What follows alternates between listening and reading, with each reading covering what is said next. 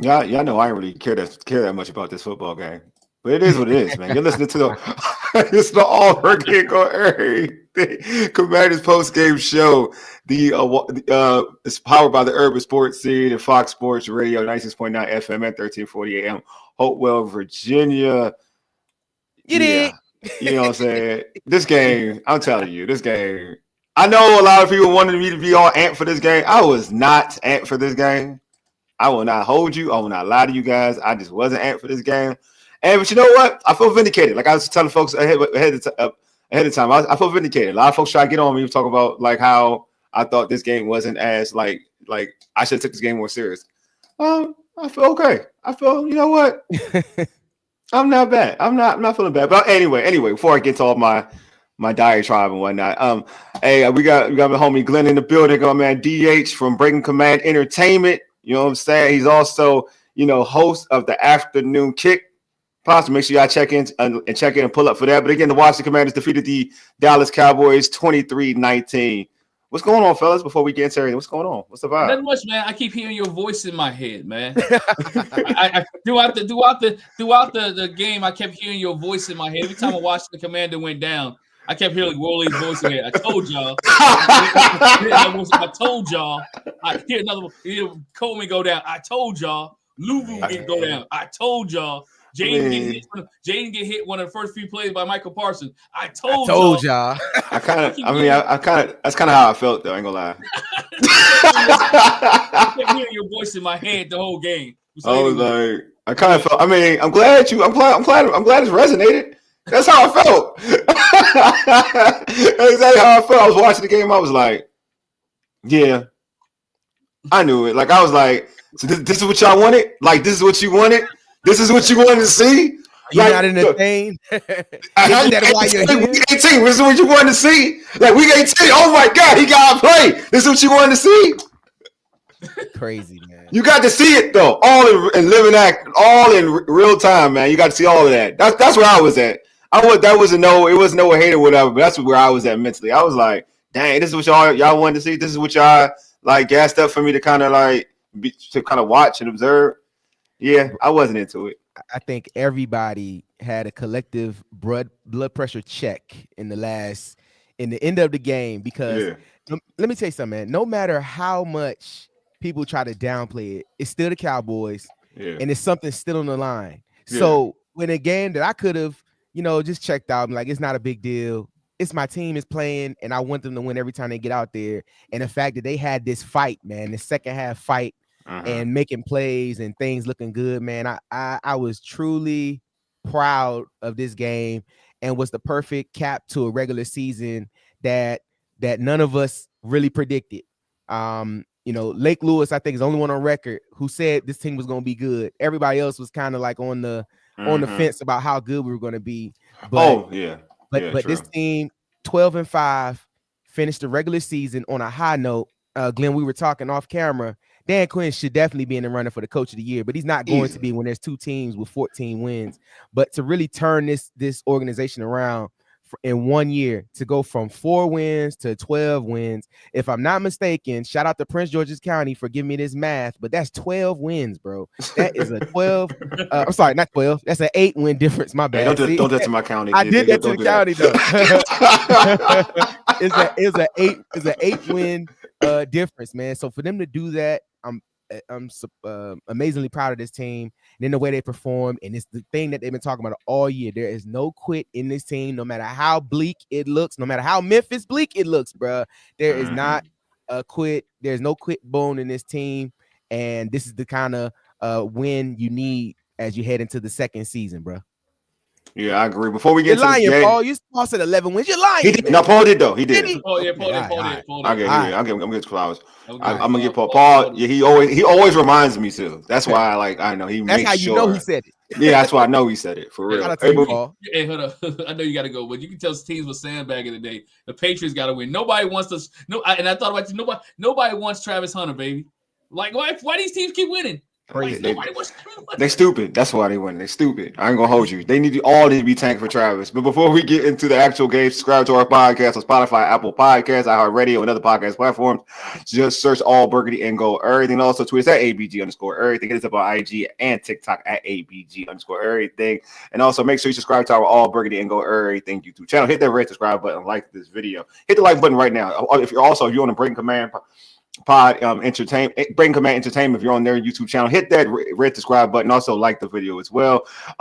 Also, we are being streamed on the Urban Sports Team X handle, so check us out there if you have to, if you're on X right now. All right. First off, I'll start with you, Glenn. Your overall thoughts on this game, my man. Tale of two halves. I'm glad we got a good backup quarterback. I mean, it is what it is. The first half, I don't know. Maybe Cliff wanted. He went to the wrong clip, right? He went to the movie clip where there ain't no blanks where ain't no real bullets in the gun, right? He went to that clip, right? You talking about I'm going to my clip early. Well, it didn't work. Well, we talked about it on a pregame. It didn't work because Dallas plays them tough. If you go back to the first game, Dallas has played them tough. Yeah. Dallas has stopped the run. Dallas makes them throw the ball. They couldn't get consistent against this defense. This defense does something to them that nobody else has done all year long. You know what I'm saying? So it's something with Dallas, but tell the two half, they was, and I'm glad the second half they was able to do things with Marcus Mariota that, his passes was on. They were a little bit softer than Jayden's. I thought Jayden had too much stink on it a little bit earlier. They was on the money, and guys rally around him and play. I mean, Zach Ertz, wanted to get that incentive money. We one touchdown away. But so I think Marcus Mariota is a good backup. We saw this in Carolina, right? We saw this in Carolina when Jayden Daniels was out. Marcus Mariota knows the offense. He's a big supporter. He knows what he's doing. He's a veteran quarterback, so he knows the down and distance situation. And we saw him make a big play on 4th and inches, right? And pull the ball. So again, that's what my thing is. Me and DH were talking about it too. We didn't want this team to limp into the playoffs. I didn't care about the 6th seed or the 7th seed. We talked about it. I really cared about them winning, right? I didn't care about the 6th or 7th seed. I care about this team not limping into the playoffs, but winning into the playoffs. I know they was in, but you don't want to go in with a loss, right? And you don't want to go in a lot of injuries. You want to go in with momentum going and keep going. And I think this team has momentum, regardless of who the quarterback is. And so we'll see some good things out of them. That's my thoughts so far. What about you, DH? Hey, man, first off, shout out to everybody in the chat, man. They pull up on every pod, every live stream, man. Shout out to everybody in the chat, man. Appreciate y'all. Love y'all, man. But I'll say this about the game, man. As I didn't mention it earlier, man, this team has so much fight, bro. In years past, you could have packed it in. You could have given up. But it was still something on the line. And like Glenn said, a tale of two halves, man. The team definitely looked different in the second half with Mariota in there. I don't know if it was maybe calmed down a little bit and they just started to get a little motion, get a little momentum going on. But I loved it. I loved it how they were doing, man. And I think they went in at halftime and realized what was at stake, bro. Like, this is what's at stake. And then on top of that, I guess we'll find out later on if we're going to play Saturday or Sunday. But you want to play well going into the playoffs, man. The second season, bro. You want to play well. So the fact that they came out, played well, they even went into the trick play bag, which we'll get into later. But went into that bag. They wanted to win this game. At the end of the day, it's still the Cowboys. At the end of the day, it's still your rival. And this was the 130th matchup between the two teams, something like that. It's still your rival. It still want to beat the Cowboys, regardless of what's going on in your season. So, and I think they didn't want to finish the season being swept by the Cowboys going into the playoffs. No, sir. So came out there, got the win. No matter how it's done, it got done. 12-5, which is something that many of us wouldn't say. Not Paul. Paul said it. But 12-5 is something that a lot of us would say, and I'm so happy to see this team doing this, and I'm so happy to see them going into the playoffs with some momentum and really going to try to take this playoffs by storm. And who knows what happens? You're in the dance, so now you got to go in there and bust a move. So we'll see what happens next week in the playoffs, baby.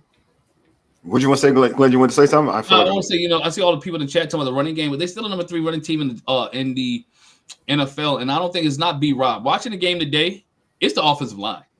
I'm sorry. It's not the running backs, man. It is not the running. It's not the running backs. This offensive line, the makeshift line that they have right now, is not creating what the running backs need to make a hole. And that's because you didn't see it with Austin Eckler, you didn't see it with B-Rob, you didn't see it with any running back they put it back there. So if it was just B-Rob, I'd say it's B-Rob. But it's every running back They miss Biotis, man. I ain't gonna hold you, man. They miss Biotis. Having a dog center like that, you got to think about it. In Dallas, when he was there, he was the dog of their line. But to have a dog like that in the anchor of your offensive line, being able to make all the calls, being able to help with the pressures and all that stuff, missing him really hurts, but having him back for the playoffs, which I'm pretty sure he will be, having him back for the playoffs will help because you're going to need that run game. The run game has to travel. And then kudos to the defense, man. The defense played pretty well for the first part of the game, holding them to field goal opportunities. I wish they would get their hands on the ball and really get some interceptions and get some turnovers like they need to. But the defense plays well, man. They travel, man. The one Lulu drop was hurt. It's right in your grill, bro. You got to have that. But I'll say this, man. Great play. Great play on there. But I'll say the Sanders still played amazingly today. I'll even give kudos to St. Juice. I mean, even that call he had, that was bogus. I think that was on the refs. That was an amazing coverage by him. I had to go look, man. One thing I will do is eat crow. I eat the yard bird, bro. Trust me. So when I'm wrong, I will go back and say when I'm wrong. St. Juice played above average today. That call that was in the end zone was definitely on the refs. That wasn't on him. He played that well. So the defense stepped up and played an excellent game today. Kept the team in the game. That's all you ask for. And if they can get this run game going for the playoffs, defense and run game, that's what travels. That's what win you the game in the playoffs. Yeah. All right, so let me hear. Go ahead. I want you to go. Go ahead. He got ran over by the fullback, though. He tried. You can't come out and live a big man land, dog. He got LeBron Landry. So. But go ahead, so I'm not like everybody. I'm not like I'm more like my man Mike. I'm not as happy about this game. Mike said I'm still not happy with the win. They haven't shown they're ready for the better teams. Can't stop the run. That's a big one. Missed tackles. 25. Shaking my head. Already false starts and holding corners, playing 12 yards in front. All right. So this was my issue with this game because it kind of has my overall issue. I thought St. Juice wasn't horrible. I thought, like you said, he got a raw deal in that one call.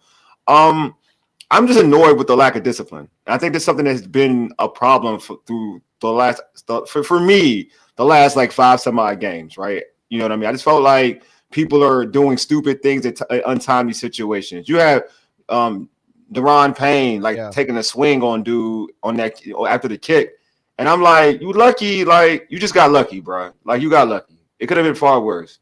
That's just like knowing that you're getting prepared for the postseason. Why are you even going about that stuff?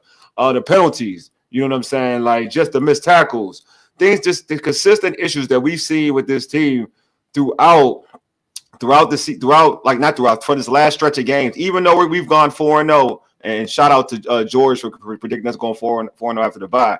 We've still been very sloppy and haven't had any true structure or discipline. To me, and that's a big thing you need going into the postseason. Is that overall? Do you think that's overall whole team, or is it just one position? No, it's everybody. It's like it's happening. It's happening consistently. Offense, defense. It's everybody now. You think you think they smelling themselves a little bit? I think so. I think the focus is not there a little bit. That's what I'm saying. Like in the beginning of the season, we were talking about this team don't turn the football over. They're not getting penalties. They're not beating themselves with penalties like this. They're doing this consistently now, and I do think they're fooling themselves. I'm being real. I think they're fooling themselves to a certain extent. You could just go out there and play football, man. Do what you was doing earlier. Like the reason why they jumped up to this lead and to get to the record they were, because we kept talking about them playing clean football, football where they're not beating themselves. Right. They're doing things to beat themselves often now. Like they're putting themselves behind the chains. They're giving teams extra first downs off the stuff that you don't even need to do. Just like, all right, for instance, prime example, Dallas had us like look at Wilson, the face mask play on Mariota. Like that's a bad football team. Bad football teams do that. But luckily we've been finding ways to kind of still win games, but with doing this, you know what I'm saying? But but when you're playing the better teams, to what Mike is talking about, you're not gonna get away with this. Like you're just not. You know what I'm saying? So you got to clean this up. Like all the talk about this team has to be like they're playing this game to prepare, to look clean and prepare for the playoffs. I'm not looking at this game like, they're putting themselves in the best situations to the best situation going into the postseason. And it's not because of wins and losses. That's nothing what I'm talking about. No. It's playing a smart football game, like a clean football game. You know what I mean? And I'm not saying you can't throw picks or this, that, and the other, but to a point where It's you're not like you're not self-destructive. You know what I mean? You're not beating yourselves. So I'm just saying, like right now, I'm not a fan of that because because the teams that everybody's talking about when you go into postseason, you gotta play this team, that team, whatever. You do this, you're not winning. I'm sorry, it don't matter. If a team can hold you down to, if you could, what was the last week penalties was 100 or some yards. Yeah. So you can't do that. I mean, you talk about, and then you can't let a team hold the football for 37 minutes either and expect to win football. Yeah, facts. Right. You can't expect it. You can't, the playoff teams. You can't let them have. You can't let Detroit hold the ball for 37 minutes. You can't let that stuff can't happen because again, your defense has been on break. It becomes, and I'm gonna give. We talk about Dan Quinn being coach of the year. This is probably reason one why, because this team has been penalized one of the most teams in the league. This team has also been inconsistent in certain situations, right? Yeah. And this team does not have this killer instinct, right? You were playing Trey Lance. Bro, he wasn't that good. Right, you're playing Trey Lance, and we got cornerbacks still playing 12 yards off, not playing catch technique. You're bailing, cover 3 bail. What happened to catch technique? I want to echo both of those points, man. That they are undisciplined, man, in certain spots, man. Like I understand you got to have that dog mentality. You got to have enforcers on your team. You got to do some stuff, and that's gonna happen. You're gonna have that, but you got to play smart in these crucial situations. And you know the penalties, bro, like the false starts, I can't deal with those. Yeah. The offsides, I can't deal with those. I mean, St. Juice is gonna be good for a pass interference every week, so I'm just dealing with that now to this point. But it's just like, man, if we can eliminate some of the stupid penalties, like the in-game stuff, you're gonna get holding. Yes, you're gonna get depending upon what ref crew you got, you're gonna get roughing the passer because guys gonna attack the quarterback. You're gonna get a pass interference call because they're gonna call one every week because the DBs are not getting their heads around and in position. I mean, that's just gonna happen. But it's the unforced errors, man. The neutral zone stuff, the unsportsmanlike conduct stuff. Yeah. Those things. Those Jamison Crowder fumbling that punt, bro. See, that's the one thing you get with a guy like him. It's either a fumble. Or Crowder, you thought you blamed it on Crowder or what's well, they did trip up. They did. Well, I mean that was on McCaffrey. Yeah, like he got too close and he got pushed into Crowder. Yeah, so Crowder had nothing to do. But like that's the one. Like to me, I don't put that on Crowder. I take that back. But he has had ball. He has had ball security issues. I agree. I agree. Punts previously. Yeah. But I also put the fact that if Crowder sees that coming, and I don't know if he saw it, you gotta get out the way. Yeah. And I don't think he had time. He didn't have time. The ball was kicked short. There was a lot of the ball was kicked short. There's a lot that was going on there. So I'm not sure if he saw what was coming at him, or he was just focused on the ball. Luke, that was Luke. But it was Luke. If I say it was Luke, so it was on Luke there. And to the point of the unforced errors and the mistakes, bro. They got to get these drops together, bro. Like I can't.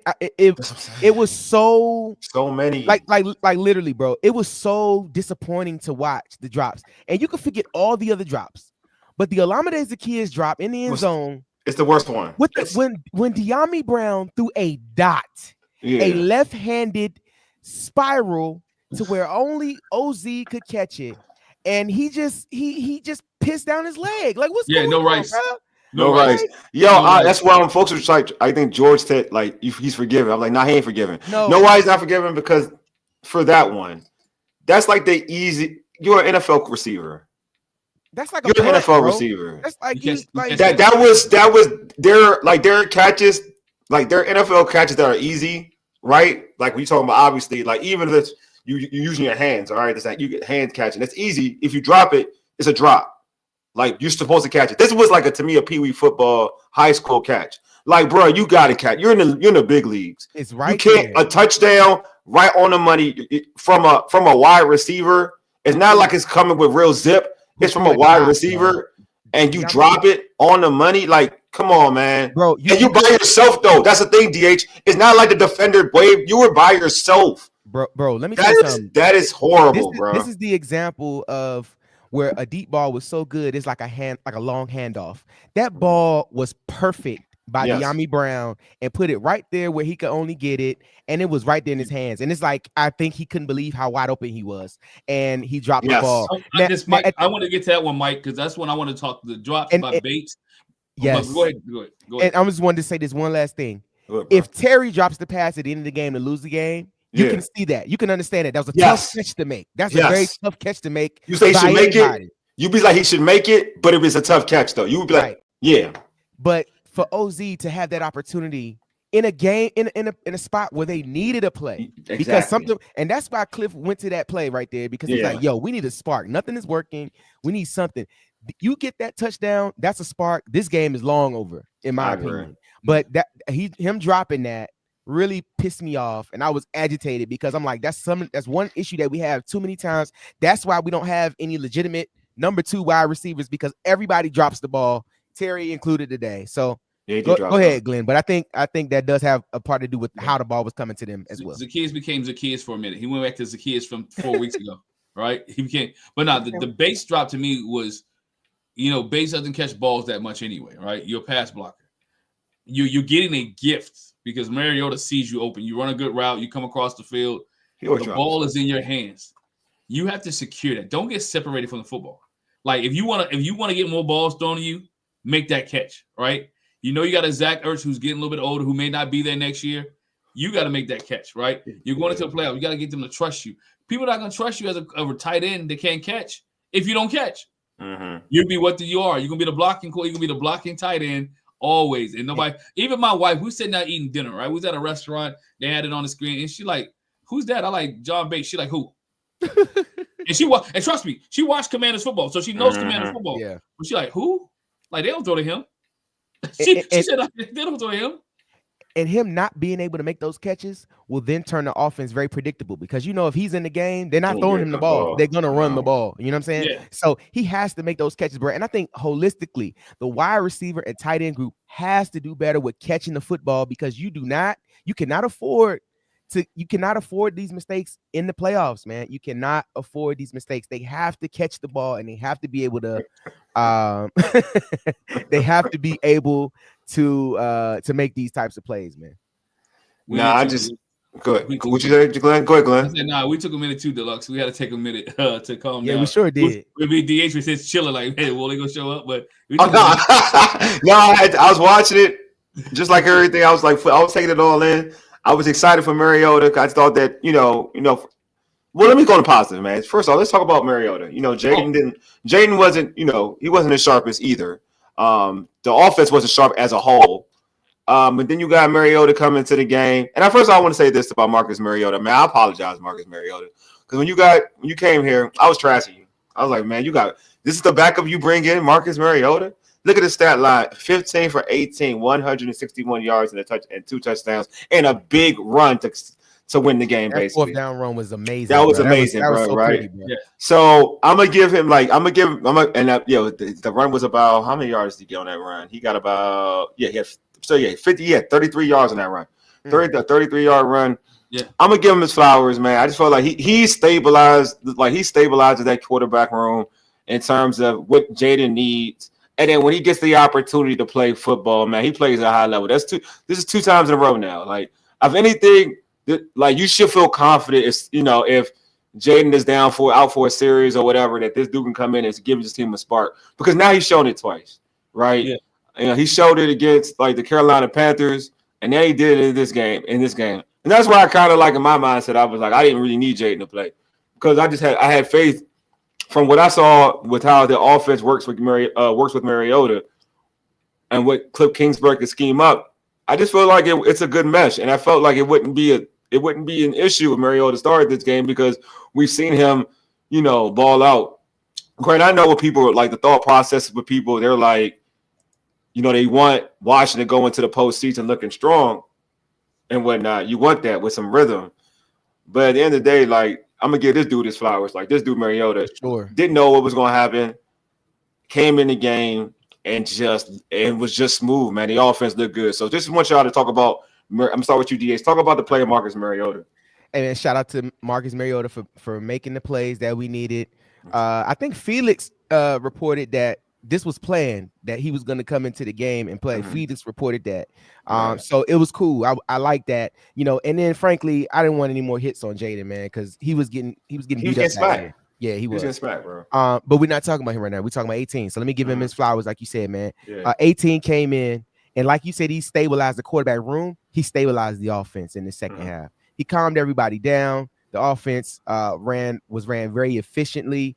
That fourth down play was amazing. First of all, I wish George was here because me and him would like to get into this debate about this. But New York should have reviewed that spot. That was trash. I don't know, like they're lucky. Like they're lucky. They gave a right foot spot that was 1 yard completely short of the first down. And I wasn't sure to view the ball. Only thing I could say on that spot was that the ball was tucked under him. So they had no reverse angle view of it. They never tried to give us the reverse. They have all cameras. They have all the cameras. They could have gave us that view. They would have gave us that view. They gave us that view. This is my issue. Like, even if he was short, it would have to be an inch, just off common sense. It would have to be an inch or two short. Yeah. Because his legs weren't even close to, his knee wasn't even close to being down. There was no elbow, whatever. His body, if you even want to say where the ball was at, just being smart enough, because they can't be that dumb. Like, just to know where the ball should be, at least about maybe an inch off of being a first down, if that. Right. You look at the football and it's tucked right here. Yeah. Even if it's tucked under him, man. Like they said, all it is, the point of the football has to. That's all he needs. That's all you need. Or has to break, the first down, and he has it. And I think they definitely should have. I was waiting for it. Go ahead, DH. My bad. Go ahead. No, it's okay. But I'll get back to it. But like you said, man, and that great comment by Paul. Marcus did a professional job. He's a professional, and it's one thing and it hasn't happened so much this year, but last year in the league, the backup quarterback became one of the most needy positions because quarterbacks were going down. But to be able to go to him in these spots is crucial, because you're like, okay, it's not a big drop off from the offensive performance when he comes in the game, as you saw earlier this season. And one could say it was an upgrade today because of how they played better. But he stabilized the offense. He still has that dog in him. He still has that want to. It's not just he's not just going through the motions there. He still wants to play. He still has that fire in him. And then, like I said, man, that 4th and 1 run, him just being able to have that little wiggle and get through the line and did it in a big spot where it was needed. And then the game winning throw to Terry McLaurin with single coverage backside, where you're like, it's Terry or nobody. And for Terry to go up and high point the ball, strong arm, he aggressively caught that ball. He might play Madden, know what it is. He aggressive catch that joint, got the ball.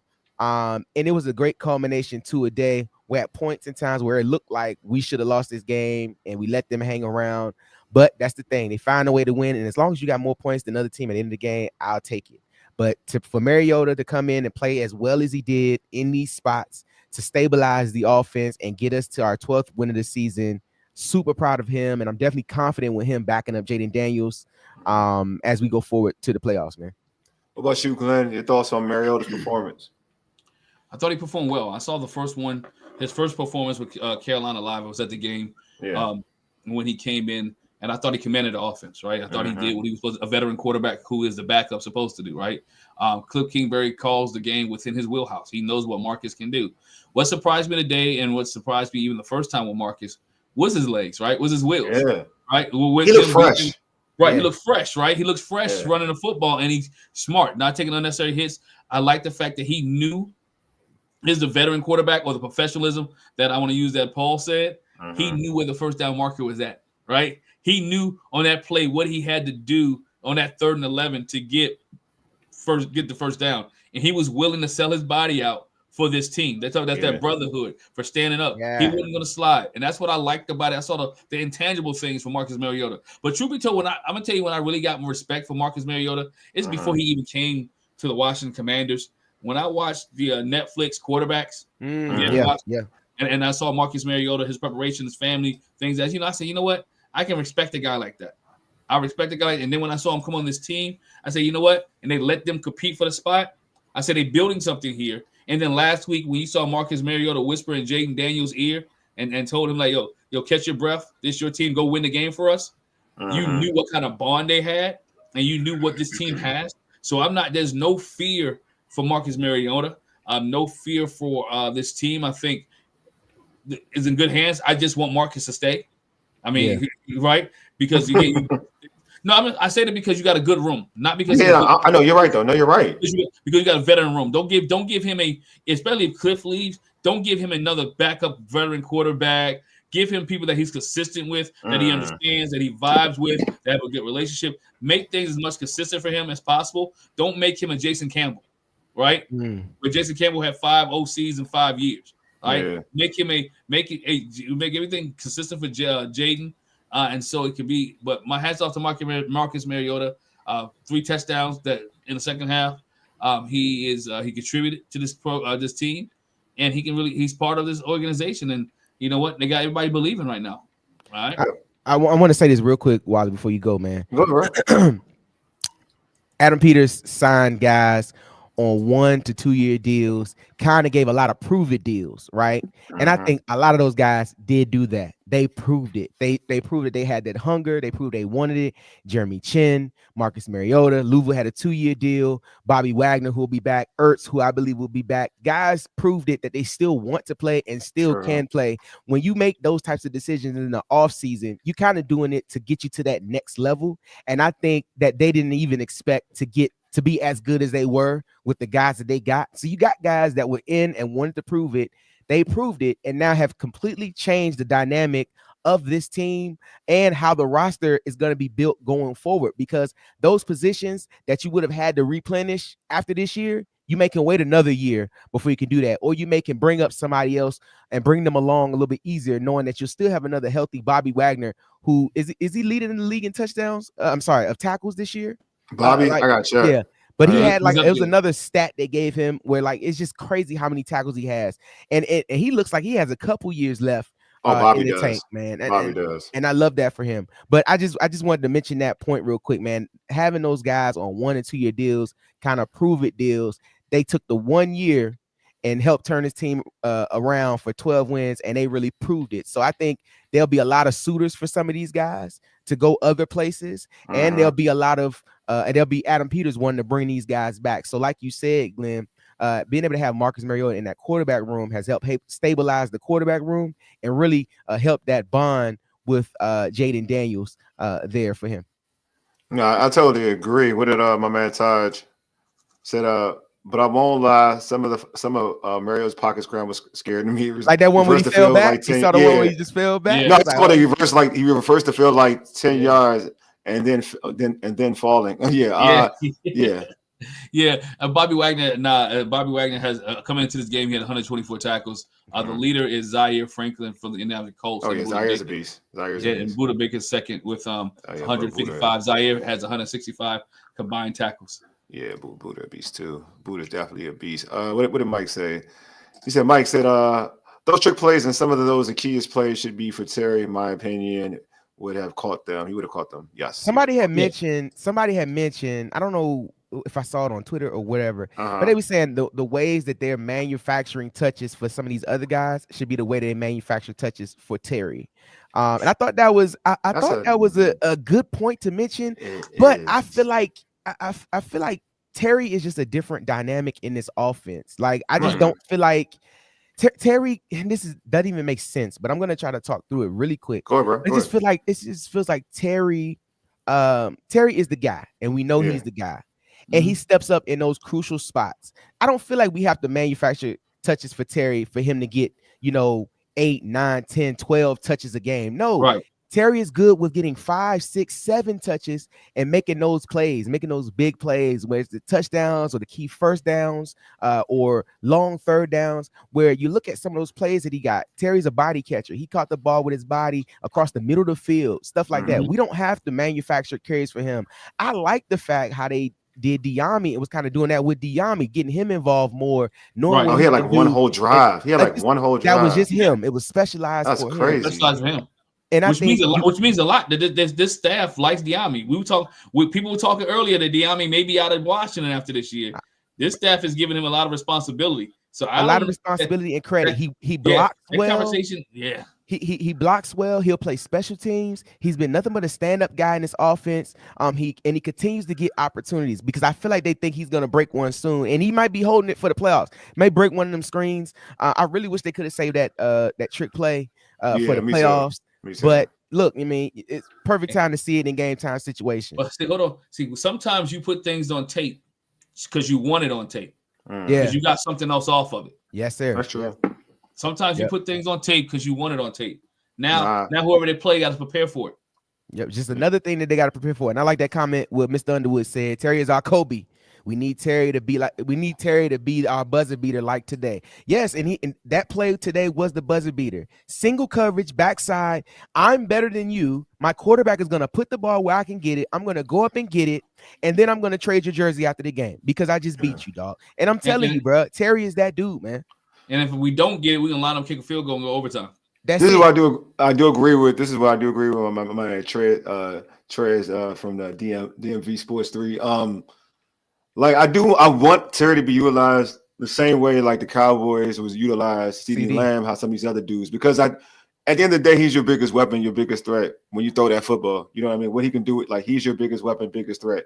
And you just kind of want to get him involved more, acclimated more so he can make these big plays rather than trying to wait on it for like to be your Kobe Bryant or your savior, your Michael Jordan, your savior. You know what I mean? Your Damian Lillard, your savior. Like, you know what I mean? You want to get him off kind of early so you won't be in those situations. But with the same analogy though, right? Even at the end of the game, man, Kobe would pass it up to Robert Ory so that he could take that shot. Yeah. And I think that's how this offense is set up. Why you want to get the ball and force it to Terry. Other guys are going to be able to benefit from defenses scheming up to try to shut Terry down. But I think we've seen that all year, right? Last week it was Zach Ertz. This week was Terry. We had Bears game. It was Noah, right? Yeah. So it's been different heroes every week, right? It wasn't always OZ, Jamison Crowder, Jamison Crowder, right? OZ, right? So it's been different people. So so been different people. So Terry understands his role. Sometimes Michael Jordan will give it to John Paxson, right?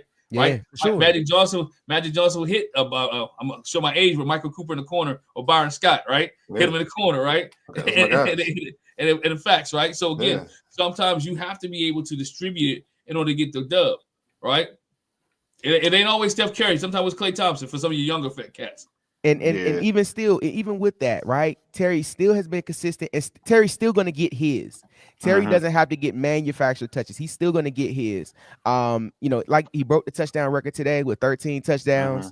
And then at one point, right? And at one more time, he was second in the league with receiving touchdowns, like only behind Jamar. He's still second, he's still only behind Jamar Chase. And you know what I'm saying? So Terry still is doing Terry, and they're gonna find Terry in crucial spots. But Terry still plays well. He still goes out there and does his job. He still makes his plays. He doesn't pout. He doesn't turn into George Pickens if he doesn't get the football. He doesn't turn into Antonio Brown if he don't get the football, where they pout, got attitudes and upset. He still go out there and do his work. So that's what I love about Terry, because even when his number is called, he's gonna make the play. So when his number is called, he may be upset and frustrated, but he's gonna make the play to prove to you why you gotta keep continuing to give me the rock. I forgot to remind y'all, if y'all feel like supplying us with some super chats, go ahead and go for it. Yeah. Don't feel like doing it, just go do it. You know what I mean? Just you know what I mean? You want me to get the train? You want me? I'll get the train rolling there. Hold on, with my phone there. Hey, Darnell, to your point, Coleman came back into the game. Yeah, he came back. Yeah, even Frank Louisville was hurt. He came back too. Yeah, Louisville came back. He came back. So Coleman's not down as we thought, because again, I held my breath for a minute, right? I thought it looked like an ankle injury. It wasn't like ankle injury. It was an ankle injury. Like DA said it earlier, but Hadish is the guy. Is the guy that makes this whole thing work, right? It makes this whole thing work. So Hadish coming back, which I think they kept him out today for precautionary measures anyway. But he comes back next week when they play. This O-line will be okay. I think we'll see the running game a little bit better next week. Yeah. Because of this O-line getting together. I'm not sure if we know who they play right now. Because Rams still got to play, right? They're the 6th seed. They're 6th seed, so Rams still got to play. Well, Tampa. I think Carolina beat Atlanta. Atlanta's out, right? Yeah, Atlanta's out. Tampa won. Well, Tampa had won anyway, so it was. They had to win anyway. So Tampa got 4. Let me see. I'm looking. It would probably be the. It would probably. Well, we'll see how the Rams. We got to see the Rams had a 3 seed right now. And so the Rams right now are holding at 3. They're 10-6, and they're playing Seattle. The Buccaneers in the 4th seed are 10-7. So I believe if that the Rams lose tonight. Yeah, if they lose tonight, they'll both be 10-7. Do the Bucks have a head-to-head over the Rams this year? They don't have to head, but Bucks will get the nod for the 3. Gotcha. Didn't they play this year? Did they play each other this year? I thought they did. I don't know. Let me double check. But well, somebody pull up because Paul. Yeah, Rams are resting everyone. I know. Paul thinks we'll play the Rams. Rams when we play them. The Rams when we play them. Right. I'd really like to play the Rams. Not even because I play the Bucks too. The Bucks ain't playing good football right now. I mean, I don't know, man. I want to see Jayden indoors on a fast track, bro. I think our offense indoors. They both hot, they both warm. Areas. No, I'm just talking about just indoors. Oh, I mean, he's been outside nowadays. Yeah. He's used to it now, bro. Genuinely, I really don't care. Yeah. But like the story is setting up to get back on Tampa Bay because a lot of people have saying a lot of people have been saying anyway that we want that get back on Tampa Bay because we're a different ball club from Tampa exactly. Bay. I'd rather get my rematch. I don't care whoever we play, but you know, I can't choose. It don't matter. It doesn't matter to me. I don't know. I feel you. Either way, man. We won't get into it, but I guess I want your thought process on this. Do you feel like, and folks in the chat, y'all can go ahead and say what you want. Do you feel like them playing this game at full speed was really truly worth it? And I'm gonna start with you, DH. Was it truly worth it? Like was playing this game? Yeah, everybody, pretty much everybody playing. Like Jayden, the whole thought, like having Jayden out there. What we didn't put having Jayden out there, having Terry out there. Was it truly worth having? Was this game worth it? Yes. Okay. And I said thanks yes. Shout out to Santiago. Thank you, bro.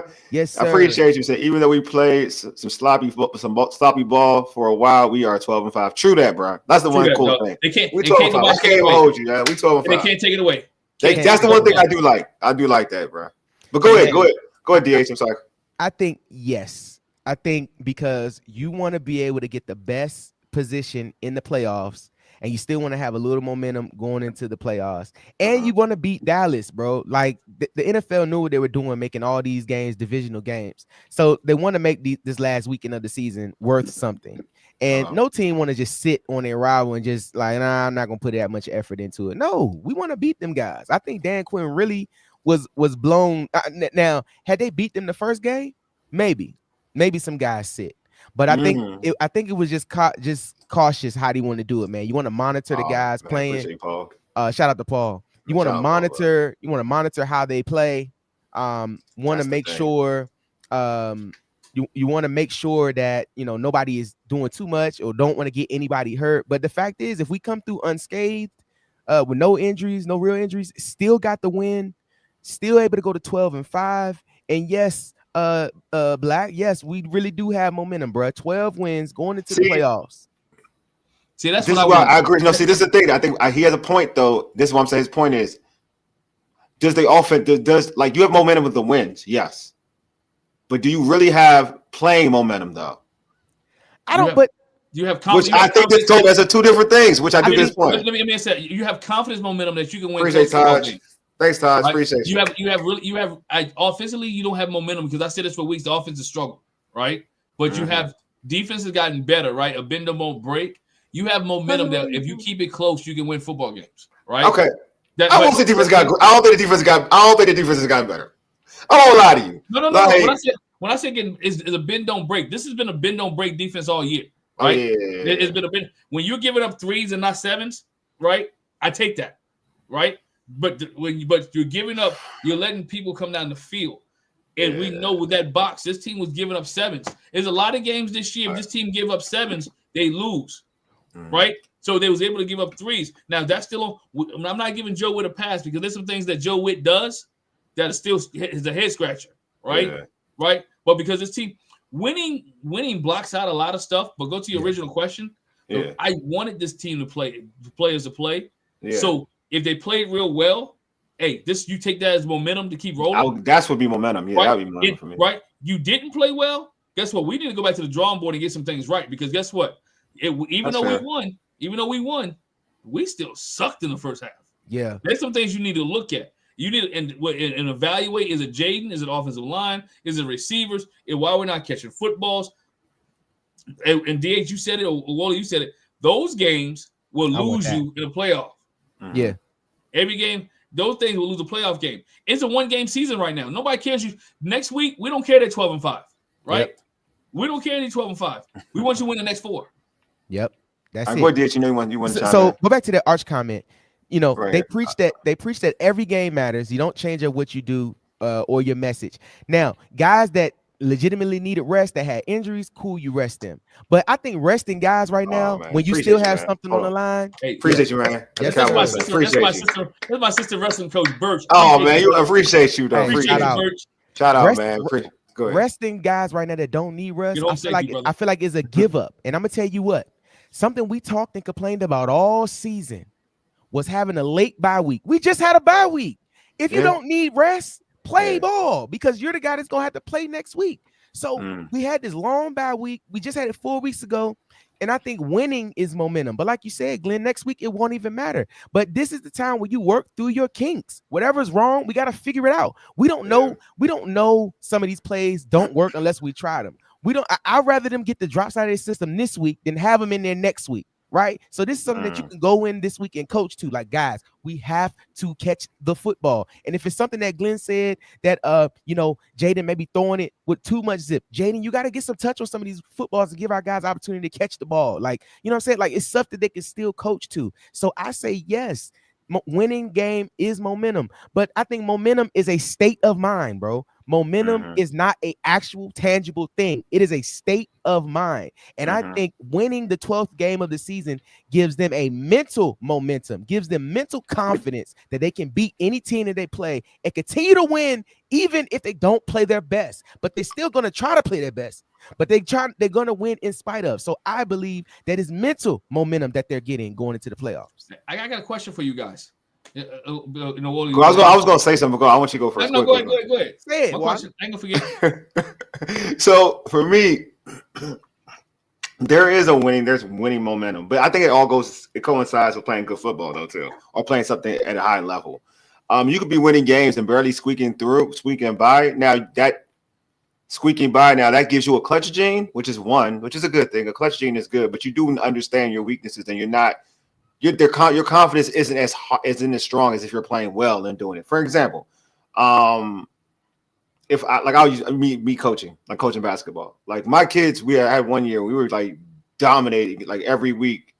Like 1 week we win 40-10, then we would win like 60-5. Then that was momentum. Like every week that was the goal. Like that, the belief and the confidence was there. Like, and I've had years where we've squeaked by wins, and the confidence wasn't the same. You know what I mean? Like you would be concerned about certain things throughout the game. You weren't like, it's going to work out. Now you may pull it out towards the end, because when it got to a certain point, you pull out toward the end. But there were things where when we played a better team, once we got to play a better team, that wasn't taken advantage of anymore. Like then it was like, okay, the confidence kind of lacked a little bit. So you want to always go playing clean ball. To me, that's where momentum is. Yeah. Playing clean and playing well. Now there is something to affect that. Once the game is tight, you know how to pull it out. Like I'm with that. Like I'm with that part. Yeah. But when you're playing a better team, like you can't, like it's hard to say you're gaining momentum when you're beating a rookie quarterback and Michael Penix who missed a lot of throws. When you beat Trey Lance and the Dallas Cowboys, right? When you beat like those games, you're not gonna look at it and say like this is garnering awesome momentum. Like the Eagles game, I'm taking that for stride. I don't care. You beat the Eagles. I don't care. I'm taking that one. No one can take that away from me. But like you can't. I won't come in and say like this is building momentum, because again, like the issues that we've talked about throughout the season has been the same issues, for real talk. Like, for instance, stopping the run has always been a thing. Like we didn't stop the run today either. Like that's been a thing. So I can't come in and say we're going to fix that. We haven't fixed it. Drop passes, it's really the same culprit, to be real with you. Like we're going to say as a team, it's really like a couple, like it's really one dude that plays a lot that drops the ball a lot. You talk about Bates as a tight end, he drops the ball. Like he's done that before this regime. That's a thing. Zacchaeus, as much as like the reason why I was hard on Zacchaeus is because he was dropping footballs. He dropped a lot. He dropped the out route here. He dropped that key bomb, from Diami. He dropped that one too. Now he made a couple good grabs, but he drops the football. It's because you expect more from your brother. I do, but that's what he does though. But I expect it though. You know what I mean? Like my expectation for him is not. I know, I know, but but the expectation, I can't change your expectation when you are who you are. You know what I'm saying? But Wally, did you suck your teeth when he dropped the ball? I did. Jesus Christ. Jesus. I said Jesus.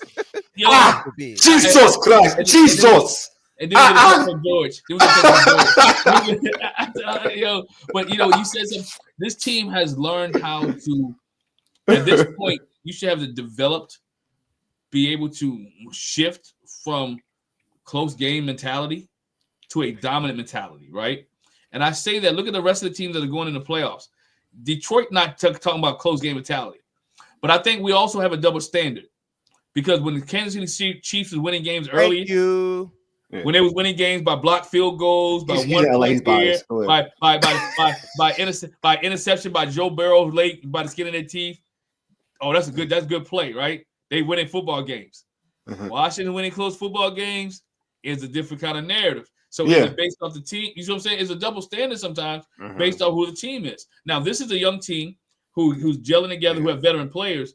You have to teach this team how to win.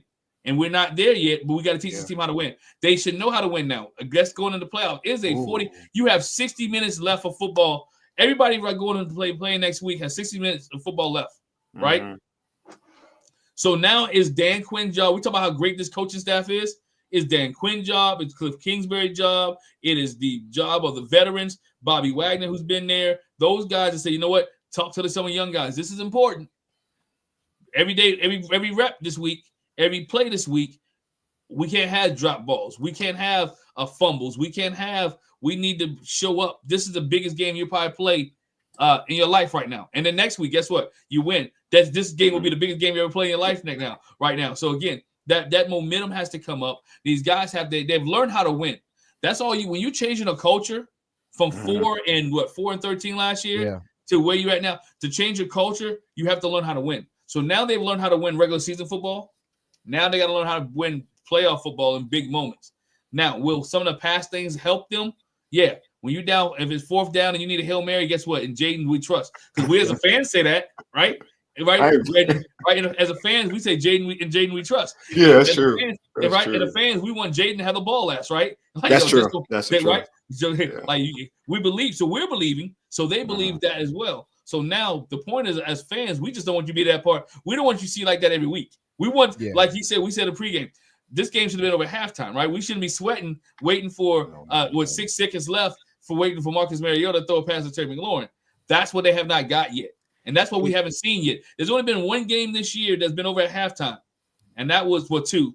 The Tennessee Titans and the Carolina Panthers. Game. Every other game this Washington team played has been nail biters. Yeah, it's has it really? I thought we had a couple more blowouts. My boy texted me. He's like, "D, I'm almost 50. I can't do more nail biters like this, bro." I feel you, big dog. I'm almost 40 and I can't do it either. But I say this, man, it's like they're learning how to win in the regular season. And Glenn, like you said, they're learning. They're gonna have to learn how to win these games in the playoffs, and that comes with building up the callus for your squad, and that comes with just working Browns too. Go ahead. And trying to get that winning motion back. And that's the thing, man. Winning these games in spite of the issues that's happening, good teams figure out a way to do it. And we're becoming a good team. We're gonna have to have some winning moments. And that's the thing. When you're in situations where winning moments are needed, we've been doing it. So they're learning how to win in those clutch spots. The key is gonna be it's now moving. Thank you, baby. Appreciate you. Now the key is gonna be throughout the game. It's getting away from having to have those winning moments. It's being consistent in the first 3 quarters of the game so that when you get to the 4th quarter, you don't have to, have a Hail Mary, or you don't have to have a last-second touchdown pass to Terry McLaurin because the game should have been over. And I think that's just something that they're learning how to do. And the one benefit to that is being able to learn how to do that and not sacrifice your win-loss record. That's a bonus to the team and to the coaching staff. That's saying that we're still playing well enough to get it done while we're still growing and making mistakes. Darnell said, can Noah Brown come back for the playoffs? I ain't got a kidney injury, I think. Yeah, I think his injury was a little more It's serious a little than what was serious. led on. So I don't. Yeah. They haven't even talked about him. I mean, I spoke to Lake about it. I think I mean, there's it's a small hope, but his guess he's gonna be out for the year. That's his guess. Okay, the rest of the year. But we'll see. I just want Lattimore back, bro. I want. I mean, no knock on Noah Brown, but yeah, I Noah's think done. Noah's done for the season. I mean, I don't think Noah's the biggest. I mean, I think the other receivers have stepped up. I mean, I know he dropped. I mean, but Noah has some drops too. So I'm not gonna act like Noah didn't drop any passes either. Every receiver on this squad has dropped. Yeah, they've dropped. So every tight end has dropped a pass. And Zacchaeus has had a good performance. Zacchaeus had a decent game. He had 50 yards receiving, 51, I believe, yards receiving today. In terms of should have had more. That's on him, but still. Like George said, hopefully Lattimore will be able to play next week. That's the big thing, bro. He's definitely a difference maker. He will. I think he plays next week. Bro, I will say this. I will not hit. It's a hamstring. There is no definiteness about a hamstring injury, bro. I'm sorry. Bro, that joint goes. That joint comes and goes. It does, bro. It does. It's just, and it's tough. But like you said, this was the perfect example of a game that you could rest the guy that has a legitimate injury, where you don't want to force him back too fast, and you still have comparable guys that can cover him in that situation. Thanks, Jeremy. I appreciate you, man. Mm-hmm. But that's the thing, man. He took a rest this week. I'm hoping he's 75, 80, 90% next week to play well, and that's just all we need. And that depends, man. I really want to see when they're gonna come out with this schedule, man, because I really don't want to play that Saturday game, bro. It's coming after. We will not find out the schedule until after the Minnesota game. Saturday game. So you have to wait till about 11 o'clock tonight to get the schedule. That's fine. I'll be up. And look, I'll be pulling for Detroit, man. I'll be pulling for Detroit, man. I rock with Detroit, man. I think they're a good ball club, but I think if they don't win that Super Bowl this year, bro, that window's gonna slam shut, bro. But you know, that city's happy with where they at. They want to win. They are. But that city's happy. They're like us. Football has been so bad for so long. Oh, they won the Super Bowl. But their football has been bad longer. All seven teams want the Super Bowl. Sure. But if they don't get the Super Bowl, I think the city will be. I know some people in Detroit. They won it now. Last year they got their beat with last year. They won it. They want to get there. They weren't going to win the Super Bowl last year. Oh, they want to go to the bowl. They think it's Super Bowl or not for them to get there. I'm not saying win. That's because once you go in, you got to play Pat Mahomes typically, and that's not a guarantee. But it's to get in. Yeah, that's not a guarantee. Yeah, but they expect to go to the Super Bowl. Like real talk, they do expect it. I honestly believe, and I'm not taking anything away from my guys. I just don't think we're there yet. But I think it's gonna be Detroit Buffalo, bro. Like I truly think it's gonna be either Detroit Buffalo or Detroit Baltimore. I think Baltimore goes. I say Baltimore. And Lamar need to get one to cement his. I think he gets. I think their team as a whole is playing real strong football. But we're gonna open the lines up. You know what I'm saying? So y'all want to come in and say your thoughts on the game? Couple minutes. It's open. Let me put this on. Hey, so while we getting people to come in, I want to share this real quick, man. Go ahead, bro. DH, you said it. And I want the guys in the chat to understand or answer this question. What is success for this team in the playoffs? What is success for the Washington football team in the playoffs? You want me to answer after the callers? Yeah, we answer after. And think about it and drop in the chat your answer. What is success for this team in the playoffs? Go 301 question while you're on too. Paul, ABG. You know what? Hey, Glenn, ask the question to Paul. That's a good question. Paul, what's up, man? Paul, what's going on? What's going on, boss? Not much. What is success for this Washington Commanders team in the playoffs? One victory. One victory? Okay. Divisional playoff. They get to the divisional round. I'm happy. Okay. They get to the NFC Championship game. That's just pure gravy on it for real. But divisional win. Okay. Yeah. Divisional win. That's about it. All right, so Paul, what's your overall vibe on what we just saw today? First, everybody in the chat had great comments. So did y'all. And listen to everybody. I just gather my thoughts on it. This team, and I said it before, I've been saying all year, their maturity levels to the point where they don't execute at a high level on a consistent basis. Yeah. And that's what we're seeing from a young football team. Like, they can execute on a high level late in games. All of a sudden, they just snap to the point where they're playing great, that they can't do it over a 60-minute game. And that's what you expect from young football teams. They just don't like the little things. They all sides. They false start. They drop passes. They don't execute at a high level consistently, and then all of a sudden it just turns on when like their back is against the wall, then they just focus. Well, they need to learn how they have to play like that all the time. That's why the Chiefs can afford to do that, because they have executed at a high level for so long. They can kind of like, oh, we'll just take our time, whatever. True. Right now, we're like doing reverse engineering. We're winning off of just, big plays or surviving, but we're not executing.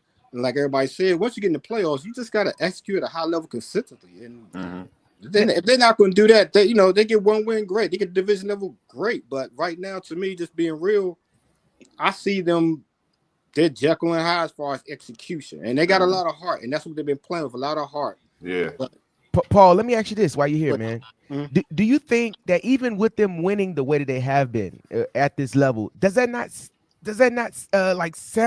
speak to anything? Like the fact that they have been able to do it in spite of, does that not speak to the overall just nature of the organization and the coaching staff? Does that not help them get the confidence and help with the maturity level? It does, but you have to. I'm gonna give you a little background. I used to coach basketball like Wale. Okay.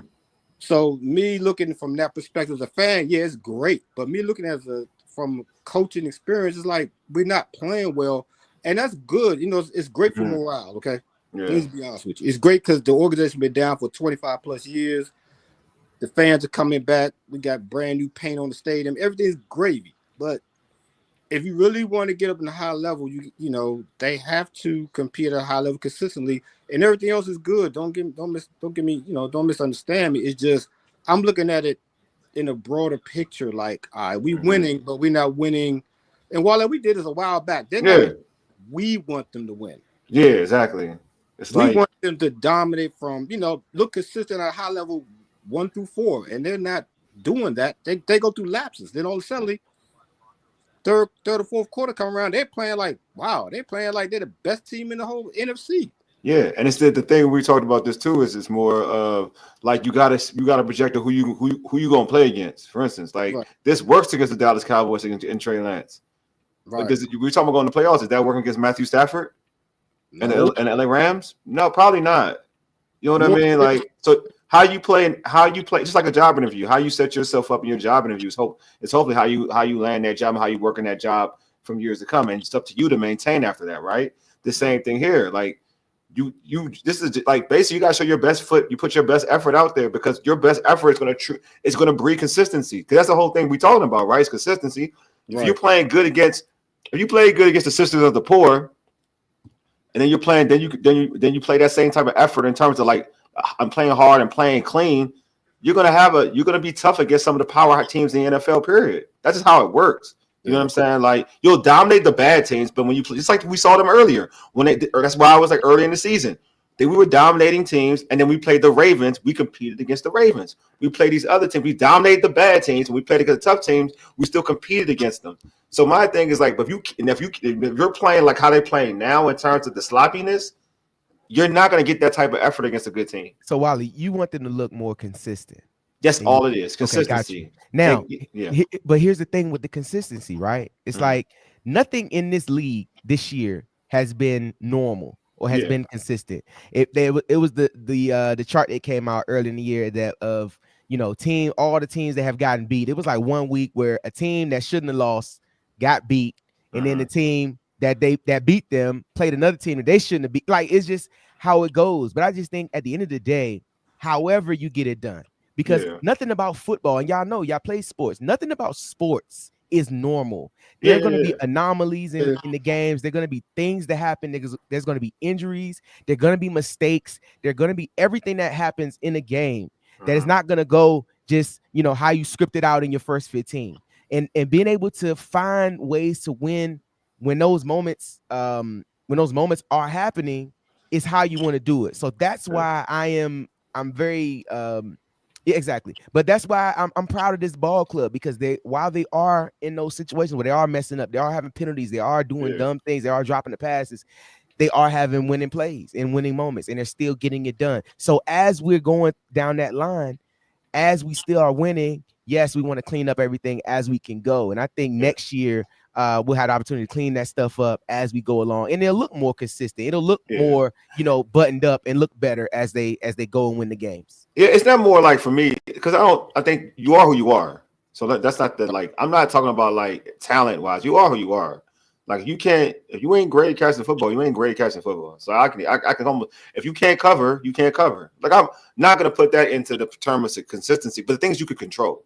Like you could control like not lining up over the neutral zone. You can control not getting personal fouls and roughing like personal fouls like in terms of like throwing punches. You can control that.